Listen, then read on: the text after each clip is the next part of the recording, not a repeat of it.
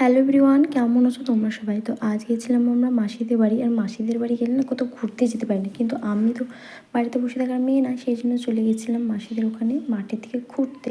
আর আমি একাই যাইনি, গেছিলাম আমার সঙ্গে আমার বোন।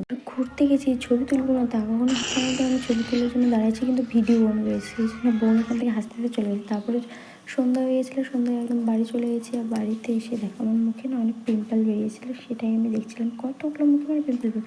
আর তারপরে ঘুমোতে যাবো। আর তারপরে দেখো দিদির মেয়ের কী অবস্থা, রাত 12টা বাজে তখন আমাদের ঘুমোতে দেয়নি। ও রাত জেগেছিল, ওর জন্য আমাদের জাগতে হয়েছিল। আর ওইদিকে তো দিদি একদম বিন্দাস ঘুমোচ্ছে। আর এখানে সোনা মাম্মানকে আমরা যতবার বলছি ঘুমোনোর কথা, ততবারই ও হাসি, কিছুতেই ঘুমোচ্ছে না। ও ঘুমোচ্ছে না, প্লাস আমাদেরও ঘুমোতে দিচ্ছে না। তো ওর হাসিটা কি সুন্দর না দেখো।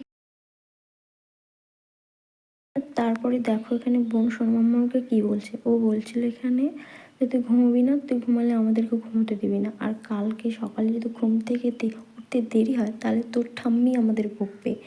সারা রাত তোরা কী করছিলি, নিশ্চয়ই ফোন দেখছিলি, সেই জন্য তোরা ঘুমোসনি। কিন্তু তার নাতনিকে নিয়ে যে আমরা খেলেছি সেটা তো উনি আর দেখেননি। আর এখানে সত্যি কি বলবো, ঘুমোতেই দিচ্ছিল না আমাদের। আর ও হাসি দেখে আমারও ঘুমও আসছিল না। কি সুন্দর একদম তাকাচ্ছে দেখো। ভিডিওটি ভালো লাগলে করো, টাটা।